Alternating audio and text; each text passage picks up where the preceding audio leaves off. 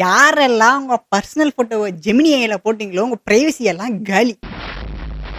அது என்னன்னு சொல்றேன். அதுக்கு முன்னாடி சப்ஸ்கிரைப் பண்ணுங்க. இதெல்லாம் தட்ட முடியாது. முதல்ல ஒரு இமேஜ் ஜெனரேஷன் மாடல வந்து எப்படி ட்ரெயின் பண்ணியிருப்பாங்க அப்படிங்கிறத சொல்றேன். இதுக்கு முன்னாடி ஒரு செட் ஆஃப் இமேஜஸ வச்சு அத வந்து ட்ரெயின் பண்ணியிருப்பாங்க. குட்டி கதை சொல்லவன் நல்ல தம்பி, கட்டுக்கதையை சொல்ல வந்தவன். ஒரு ஏஐ மாடல் வந்து லேர்ன் ஃப்ரம் த டேட்டா. நம்ம குடுக்குற டேட்டாவ வச்சு தான் அது வந்து ஜெனரேட்டே பண்ணுது. ஸோ அப்ப நம்ம பர்சனல் ஃபோட்டோஸ போடும்போது அதிலிருந்தும் அது கத்துக்கும் அப்படிங்கிற விஷயத்த முதல்ல தெரிஞ்சுக்கங்க.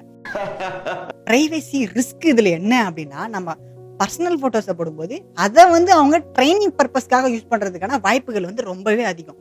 நம்ம அப்லோட் பண்ற ஃபோட்டோ வந்து அத வந்து கண்டிப்பா அவங்க வந்து ஒரு இடத்துல ஸ்டோர் பண்ணுவாங்க.